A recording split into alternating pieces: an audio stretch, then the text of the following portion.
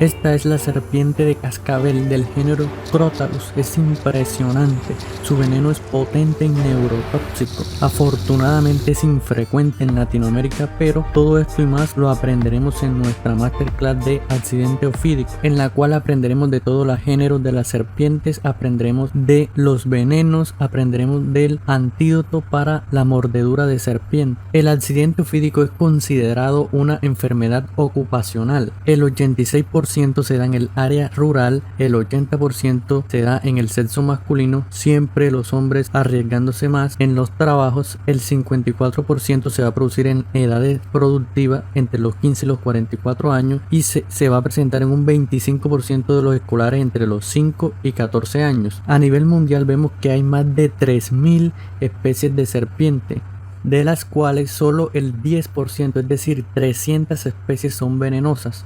3 millones de accidentes ofídicos ocurren al año y dejando más de 150.000 muertes, por lo cual todo el personal de salud debe saberse al dedillo este tema. Como nos centraremos en Latinoamérica, tenemos el género de los vipéridos, que es una familia de serpientes muy venenosas, las cuales se van a dividir en géneros, el cual el principal en Latinoamérica es el género Bothrops. Estos son todos los nombres de las Bothrops, y este género Bothrops es una subfamilia de serpientes venenosas, las víboras de Foceta. El accidente ofídico por Bothrops ocurre entre un 90 y 95%, es el más frecuente, por lo tanto es el que más debemos saber. De los vipéridos también tenemos el género Lachesis, que estas popularmente son conocidas como las cascabeles mudas y causan un 2% de los accidentes ofídicos. Y tenemos al género Crotalus, que fue la que vimos inicialmente en el video, que es la familia de las cascabeles y afortunadamente hace parte del 1%. Tenemos a las elápidas, que esta es subgénero Micrurus, que también es muy infrecuente su accidente, de un 1%. Ahora conoceremos a todas las serpientes en imágenes. Aquí tenemos a la Bothrops asper, se ve tranquila, juiciosa, pero muy venenosa. La siguiente que veremos es la Bothrops atrops, se camufla muy bien con las hojas, con la maleza. Esta sí me genera algo de escozor. Miren, toparse con una serpiente como esta es impresionante. Y la siguiente va a ser mucho peor. Miren, esa serpiente que esté en una rama de un árbol y nosotros estemos por allí. Por eso es importante conocer todo acerca del veneno y el tratamiento. Miren, esta, la Bothrops microphthalmus, también se ve muy tranquila y relajada. Y esta, la Punctatus, que también se camufla muy bien dentro de la naturaleza. Y ya pasemos al género Lachesis. Tenemos a la Lachesis muta, que es la llamada cascabel muda.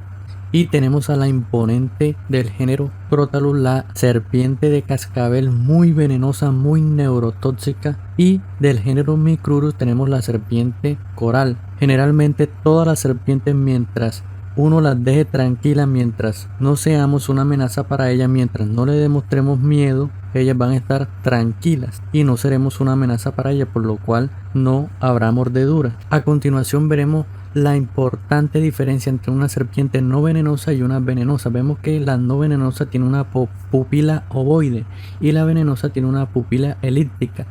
La cabeza de la no venenosa es alargada, mientras que la cabeza de la venenosa es triangular.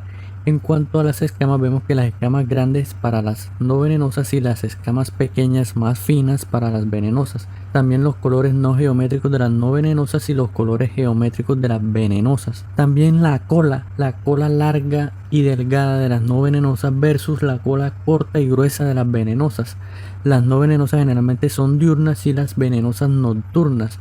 También las no venenosas sin colmillos delanteros y las venenosas con colmillos delanteros retráctiles. Complicando un poco las cosas, debemos diferenciar entre las serpientes corales venenosas y las no venenosas, en la cual tenemos que analizar el patrón del color. El patrón de color de la verdadera coral venenosa viene en secuencia, ejemplo, un color rojo, amarillo, negro. En cambio, en la falsa coral solamente viene blanco o amarillo. El cuello de la verdadera coral, la venenosa, está mal definido, en cambio la falsa coral está bien definido. En cuanto a los ojos, la verdadera coral van a ser más pequeños que la tercera escama supralabial, en cambio la falsa coral va a ser más grande que la tercera escama supralabial. Esa es una diferencia casi para los expertos. En cuanto a la cola, vemos que la coral venenosa tiene una cola ligeramente gruesa y corta, y la coral no venenosa tiene una cola delgada y larga. Y los colmillos van a estar presentes en la coral venenosa y no van a estar presentes en la falsa coral. Por otra parte, es importante conocer la composición y actividad de los venenos de las serpientes de importancia médica.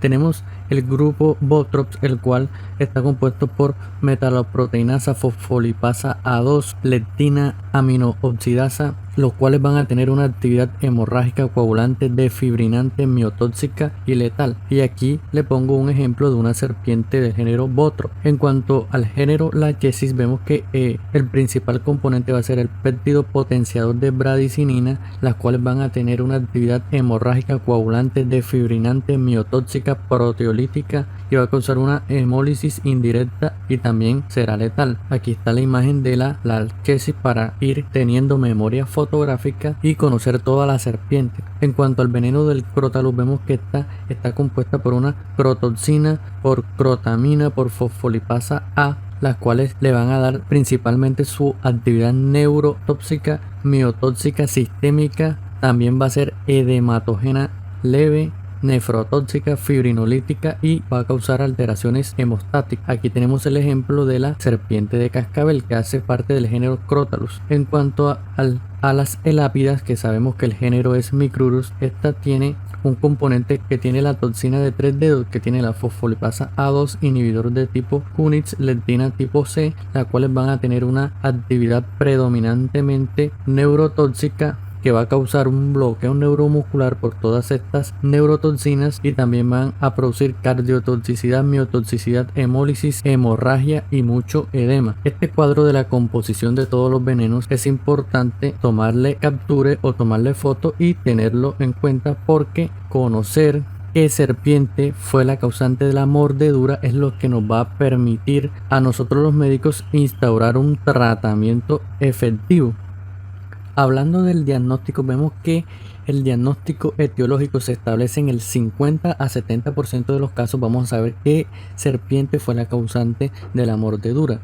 Clínicamente hay que clasificar el envenenamiento y también clasificar la gravedad según el género de la mordedura. También podemos ayudarnos con los anticuerpos ELISA circulantes. Y en cuanto al accidente botrópico, vemos que este va a producir síntomas locales: edema, que va a ser el más frecuente en un 95%, sangrado local en un 50%, flictenas y ampollas en un 34%, dolor y equimosis. En cuanto a los síntomas sistémicos, va a haber desfibrinación en un 60-70%, disminución de las plaquetas, gingivorragia y hematuria, hipotensión y hemorragia en otros órganos. Entonces analicemos el envenenamiento botrópico, ya que este hace parte del 90-95% de las mordeduras y es el que más debemos de conocer. Primero, el paciente que no está envenenado va a tener a nivel local un dolor leve, no va a tener hemorragia ni edema, los signos vitales van a estar normales, la coagulación va a estar normal.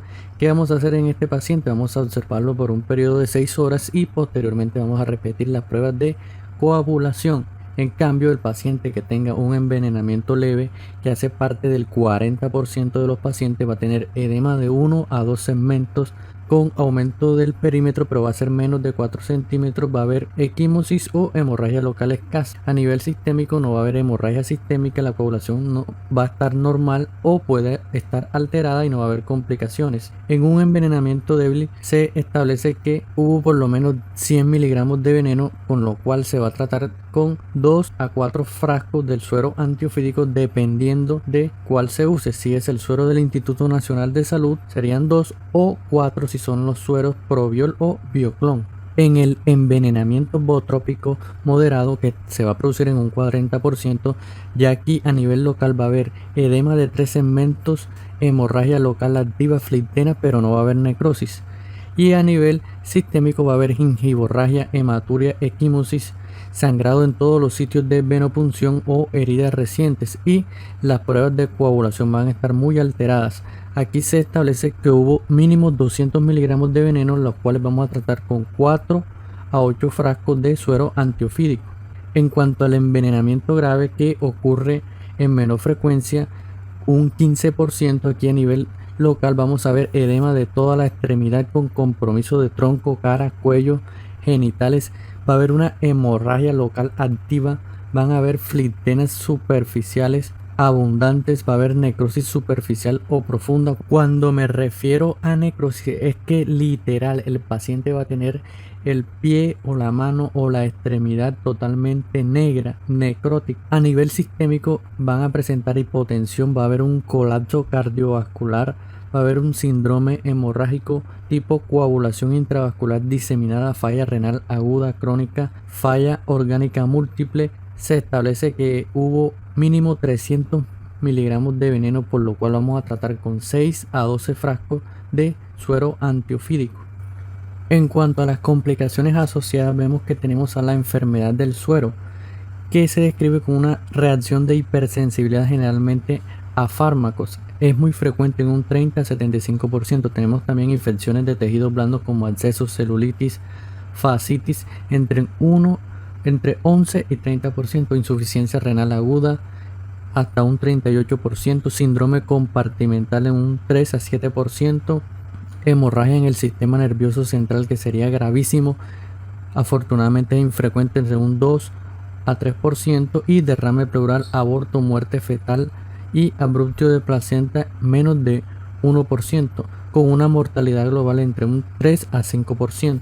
En cuanto a los laboratorios, debemos pedir a los pacientes pruebas de coagulación, TP, TPT, la prueba del todo o nada la vamos a explicar más adelante, fibrinógeno, dímero D, hemograma, PCR, eritrosedimentación, prueba de función renal, marcadores de daño muscular. En cuanto a los primeros auxilios, vemos que no debemos hacerle torniquete a los pacientes, está prohibido hacerle torniquete, no evitará que se disemine el veneno. También hay que tener en cuenta que la mayoría de nuestros campesinos de Latinoamérica tienen por cultura llevar a estos pacientes que han sufrido mordedura de serpiente donde el yerbatero, por lo cual debemos acabar con esa cultura. No se debe usar el yerbatero. Esperemos ningún yerbatero esté viendo este video, porque podría demandarme. Y tampoco se puede permitir que se le dé pócima, alguna pócima al paciente. Lo único que debe hacer es trasladarse al centro de salud más cercano en una ambulancia. Hablando del tratamiento de soporte, vemos que es importante el ABCD, la cual vamos a hacer el manejo inicial. Debemos de canalizar 2 venas periféricas y lo debemos hacer lo más pronto antes de que el veneno avance más y altere mucho más las pruebas de coagulación.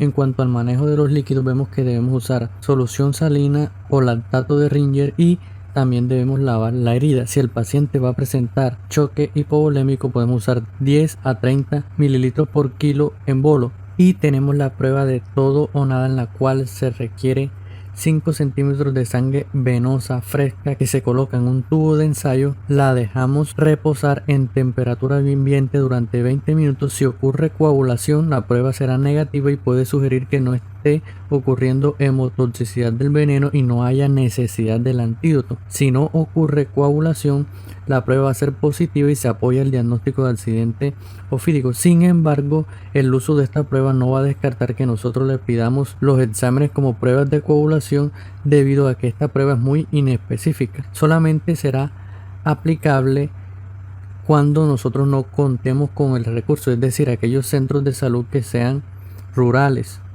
¿Qué otra cosa debemos ordenar a estos pacientes? Debemos ordenar un control estricto de los ingresos y egresos, y que tenga mínimo un gasto urinario mayor a 0.5 mililitros por kilo hora en los adultos y 1 cc por kilo hora en los niños. Y si el paciente tiene mioglobulinuria, tiene que tener el gasto urinario por encima de 3 mililitros por kilo hora.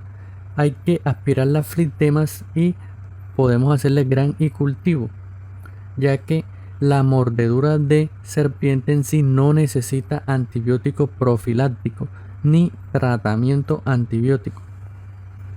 Es obvio también que hay que evitar las inyecciones intramusculares por hasta 48 horas y también los analgésicos como los AINES. Debemos hacer la analgesia con acetaminofén o opioides como la meperidina o morfina. Y en cuanto al toxoide tetánico, lo podemos administrar cuando las pruebas de coagulación estén normales. Hablando del suero antiofídico, vemos que tenemos un suero monovalente cuando es eficaz contra una determinada especie y el suero polivalente cuando es eficaz contra una amplia gama de especies o varias especies diferentes.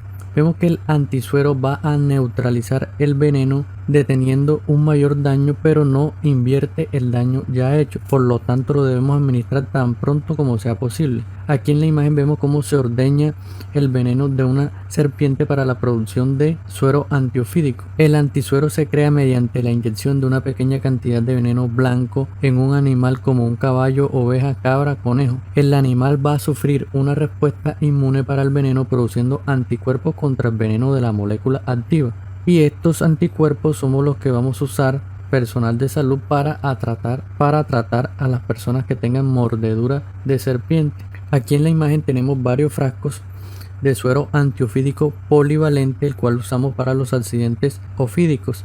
Vemos que no hay que realizar pruebas de sensibilidad a la hora de aplicar el suero. En los adultos podemos diluirlo en 250 mililitros y en los niños en 100 mililitros a una velocidad de infusión de 10 gotas los primeros 15 minutos. Si no hay una reacción adversa, podemos pasar la solución entre 30 y 60 minutos. En cambio, si hay una reacción adversa, debemos suspender el goteo, administrar adrenalina intravenosa, corticoides y antihistamínicos. Si desaparecen los síntomas, debemos reanudar la infusión luego de 15 minutos y pasarla en 2 horas. Si los síntomas persisten, debemos iniciar una infusión de adrenalina, una ampolla en 250 mililitros de solución salina y la vamos a pasar a 6 a 10 gotas por minuto. A continuación tenemos todos los antivenenos disponibles en la mayoría de países latinoamericanos. Tenemos el monovalente, que es de tipo IgG obtenido con sulfato de amonio, neutraliza 70 miligramos de Botros Asper, tiene una vida media de concentración de 3 años o una refrigeración de 2 a 8 grados. El riesgo de reacciones adversas del 11 al 80%, es decir, es alta y es útil en las bootrópicas. Tenemos el polivalente del Instituto Nacional de Salud, el cual es líquido de tipo IgG obtenido también con sulfato de amonio, activo para el Botros y activo para el Crotalus. Tiene la misma vida media y medidas de conservación que el monovalente, tiene los mismos efectos adversos y ya sabemos que es usado para el Botros y Crotalus. Tenemos otro que es un polivalente de Probiol liofilizado de tipo IgG, también obtenido del sulfato de amonio. Este va a neutralizar tanto la Botros como la Lachesis como la Crotalus. Va a tener las mismas medidas de conservación. Y tenemos el Anti-Bipin Tri Bioclon de México liofilizado, que es favoterápico polivalente específico, neutraliza el veneno de las Botros, Lachesis y Crotalus, conservación 5 años en una refrigeración a una temperatura mayor del 35%, tiene pocos efectos adversos y sin duda es el mejor suero antiofídico. En cuanto a administrar o no antibióticos, vemos que no se recomienda el uso antibiótico profiláctico independientemente de la intensidad del accidente ofídico. Otra duda es cuándo repetimos el suero antiofídico. Lo repetimos a las 12 horas en caso de sangrado evidente diferente a la hematuria, a las 24 horas en caso de persistir pruebas de coagulación alteradas con o sin evidencia de sangrado. Vamos a dar una dosis de 2 a 3 ampollas. Recordar que la incidencia de infección es del 5 al 18%, que debemos confirmarla. En cuanto a los objetivos de tratamiento, vemos que el sangrado debe corregir en las primeras 6 a 12 horas. También vemos que los tiempos de coagulación deben corregir en las primeras 12 a 24 horas. La hematuria debe resolver entre el segundo día o el tercer día. Y la trombocitopenia debe resolver luego de 3 a 4 días, excepto en los pacientes que tengan proceso infeccioso confirmado. Los niveles de CPK deben normalizarse luego de 3 a 4 días. Debemos descartar trombosis o hemorragias del sistema nervioso central. También debemos evaluar la progresión del edema, los pulsos periféricos, el dolor y la capacidad de propiocepción del paciente.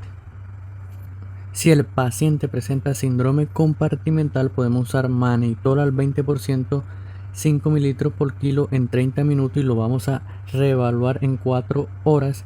Si no hay mejoría, hay que considerar la remisión y la realización de fasciotomía. Pero en cuanto a los procedimientos quirúrgicos como lavado y desbridamiento, drenaje de acceso y amputación de extremidades, esto lo debemos hacer luego de 3 a 5 días del accidente, y los colgajos e injertos luego de 2 semanas del accidente ofídico. Eso fue todo por el accidente bootrópico. Ahora pasemos al envenenamiento laquésico. Como vimos anteriormente, solo ocurre en un 2%. Las manifestaciones clínicas locales y sistémicas son iguales que en el accidente bootrópico. Sin embargo, se va a presentar una excitación vagal que le va a causar al paciente diarrea, vómitos, dolor abdominal, hipotensión y bradicardia. Siempre hay que considerarlo como grave, por lo cual hay que darle 12 frascos de suero Proviol o Bioclon y tener en cuenta las complicaciones de falla renal, hemorragia sistema nervioso central, amputaciones, trombosis mesentérica y 10% muerte. En cuanto al envenenamiento elapídico, aquí tenemos una representante que son las cobras. Estas van a dar escasas manifestaciones locales, va a presentarse parestesia ya que su veneno es neurotóxico. El cuadro clínico esencialmente va a ser neurotóxico de 2 a 12 horas de evolución y va a matar a la mayoría de las personas entre 3 a 6 días si no se aplica la sueroterapia o se administra de forma tardía. Las manifestaciones clínicas del envenenamiento elapídico van a ser puramente neurológicas, como tosis palpebral, oftalmoplegia, visión borrosa, disfagia, voz débil, cialorrea, paresia de los músculos cervicales, paresia de los músculos de las 4 extremidades. Va a haber paresia de los músculos respiratorios, con lo cual va a llevar a una falla respiratoria y una muerte en el 20% de los pacientes.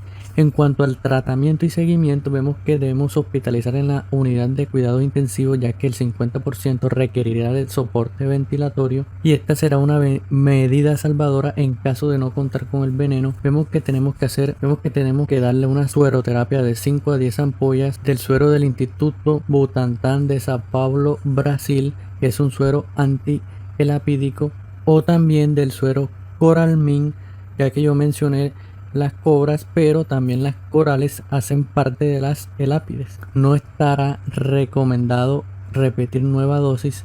Los antibióticos no están indicados y el toxoide tetánico es un tema discutido. Debemos pedir los mismos paraclínicos que en el accidente bootrópico. En cuanto al accidente crotálico, que es de la serpiente de cascabel, vemos que es el veneno más letal, que tiene potentes efectos sistémicos como miotoxicidad, neurotoxicidad, nefrotoxicidad y alteraciones hemostáticas.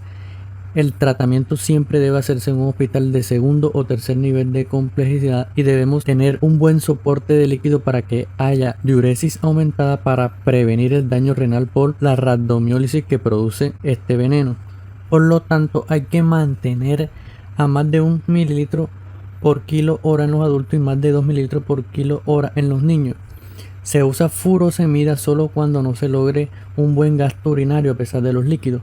Hay que tener cuidado con la furosemida porque esta va a producir alcalemia metabólica y acidificación de la orina, y esto va a precipitar en los túbulos renales la mioglobina, por lo cual va a producir más daño, ya que este veneno produce un gran daño muscular y por eso es el riesgo de rhabdomiólisis. Ya hemos repetido 3 veces lo de los antibióticos, que no se usan de rutina, solo ante evidencia de infección, y el toxoide tetánico cuando las pruebas de coagulación estén normales. Debemos clasificar el accidente crotálico en leve, moderado y severo, en la cual el accidente leve vamos a usar 5 frascos de suero polivalente el moderado 10 frascos de suero polivalente y el envenenamiento grave hasta 20 frascos de suero polivalente del Instituto Nacional de Salud o Proviol. Hemos finalizado con esta masterclass y ahora vamos con la pregunta: ¿cuál de los siguientes no hace parte del pilar del tratamiento en un accidente ofídico? Una pregunta súper fácil que quedó muy clara en la clase, la cual todos deben estar en la capacidad de responder.